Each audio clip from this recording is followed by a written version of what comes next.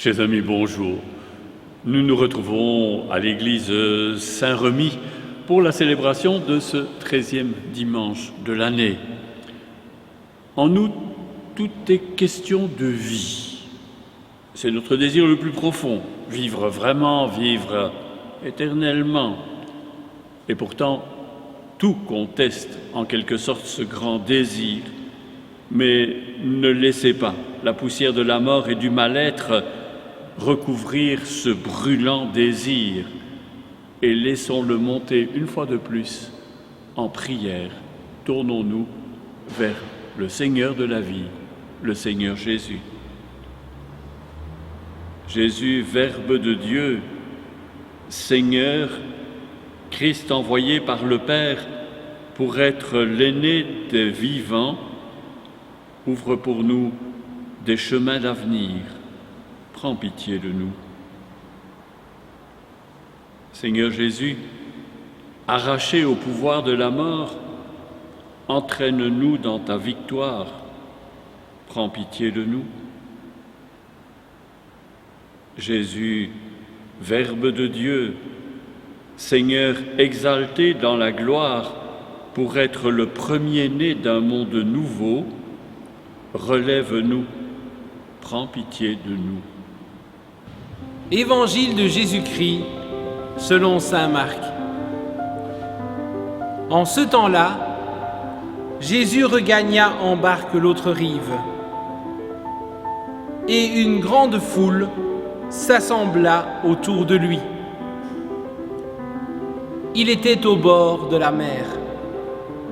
Arrive un des chefs de synagogue nommé Jaïré. Voyant Jésus, il tombe à ses pieds et le supplie instamment. « Ma fille, encore si jeune, est à la dernière extrémité. Viens lui imposer les mains pour qu'elle soit sauvée et qu'elle vive. » Jésus partit avec lui. Et la foule qui le suivait était si nombreuse qu'elle l'écrasait. Alors des gens arrivent de la maison de Jaïr, le chef de synagogue, pour dire à celui-ci « Ta fille vient de mourir. À quoi bon déranger encore le maître ?» Jésus, surprenant ces mots, dit au chef de synagogue « Ne crains pas, crois seulement. » Il ne laissa personne l'accompagner, sauf Pierre, Jacques et Jean, le frère de Jacques. Il arrive à la maison du chef de synagogue. Jésus voit l'agitation et des gens qui pleurent et poussent des cris. Il entre et leur dit : « Pourquoi cette agitation et ces pleurs ? L'enfant n'est pas morte, elle dort. » Mais on se moquait de lui. Alors il met tout le monde dehors, prend avec lui le père et la mère de l'enfant et ceux qui étaient avec lui. Puis il pénètre là où reposait l'enfant. il saisit la main de l'enfant et lui dit « Talitha koum », ce qui signifie « Jeune fille, je te le dis, lève-toi ». Aussitôt la jeune fille se leva et se mit à marcher. Elle avait en effet 12 ans. Ils furent frappés d'une grande stupeur. Et Jésus leur ordonna fermement de ne le faire savoir à personne. Puis, il leur dit de la faire manger.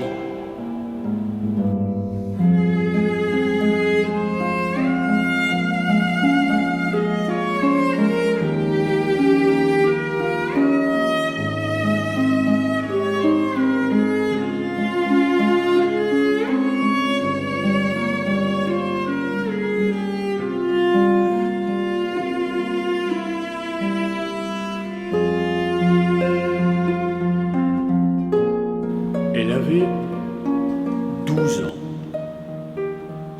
Joyeuse, espiègle, encore enfant, insouciante, comme ceux qui ont encore toute la vie devant eux. Elle riait, comme savent rire les enfants, pour qui tout est toujours nouveau. 12 ans. Et elle avait 12 ans. Et elle portait tant d'espoir, une fille qui faisait l'orgueil de ses parents.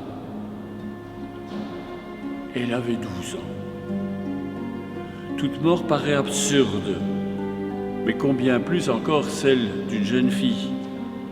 Son père était accouru, et sa secrète invocation était une contestation plus forte que le cri de sa révolte. Ma fille est à toute extrémité. Il ne se révoltait pas, il constatait la fatalité. Y a-t-il une réalité plus vivante où transparaît l'absurdité de la vie, mettre un enfant au monde, l'éduquer et le voir mourir? Scandale intolérable d'un corps qui reste sans vie au moment même où il devient capable d'engendrer la vie. Elle n'avait que 12 ans. Son père aura beau espérer pour ne pas arriver trop tard, il pourra bien penser avoir conjuré la fatalité, les autres lui rappelleront la déchéance inévitable. Pourquoi déranger le maître? Ta fille est morte. Nous avons engendré la vie. Nous avons donné le meilleur de nous-mêmes à nos enfants. Nous avons tenté de donner corps à l'amour en le vivant dans des gestes de tous les jours. Nous nous sommes essayés à bâtir la paix et la justice en partageant, en pardonnant, en soutenant, en nous convertissant. Oui, nous sommes tous des pères passionnés de la vie, émerveillés par l'œuvre de nos mains, de nos désirs, de nos recherches et de nos passions. Et nous voilà confrontés à l'irrémédiable, la mort sous toutes ses formes, semble bien avoir le dernier mot. Devant nos enfants morts, nous ne pouvons que faire l'aveu de nos réalismes. Ma fille est à toute extrémité. Sois sans crainte, ose croire. En face de l'accusation muette de nos fatalités, Dieu n'a pas d'autre réponse que cette invitation. Au tribunal de la défense, l'argument de la défense est vraiment déconcertant. Ose croire, ose espérer, ose vivre, démontre la force de la vie en vivant. Jaïr, tu n'auras pas d'autre ressource que de te lever et de repartir vers la demeure de la fatalité pour découvrir qu'elle a été déboutée. Devant nos enfants morts, Dieu n'a qu'une réponse. Il regarde nos vies, il les prend par la main, et parce qu'il est le Dieu des vivants, il s'écrie « Talitha koum » fillette, levez-vous, vous qui êtes enfantées pour la vie. L'amour n'est pas fait pour mourir. La paix et la justice ne peuvent pas être stériles.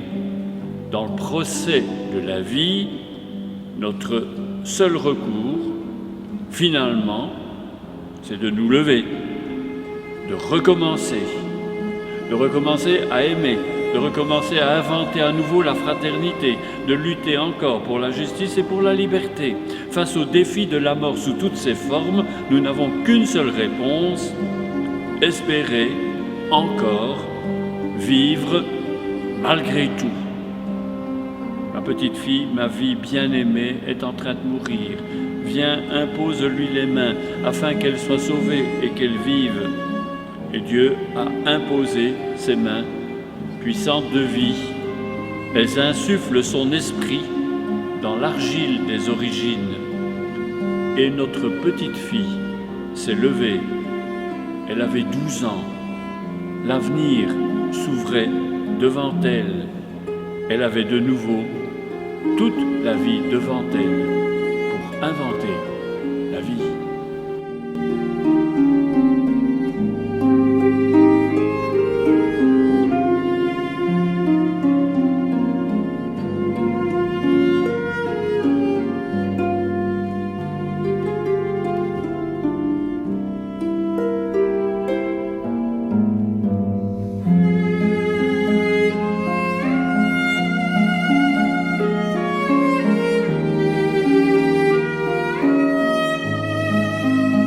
Chers amis, nous vous souhaitons bien sûr un très bon dimanche, mais nous sommes à la fin du mois de juin, au seuil des vacances. Alors, pour ceux qui ont la chance peut-être de partir, passer de très bonnes vacances, soyez prudents, prenez soin de vous et prenez soin des autres. Pour ceux qui restent, profitez du temps de liberté, de ce temps aussi pour vous-même peut-être, et aussi pour rencontrer les autres. Et puis, nous serons toujours évidemment très heureux de nous retrouver ensemble pour les célébrations du dimanche. Bonne semaine et bon été.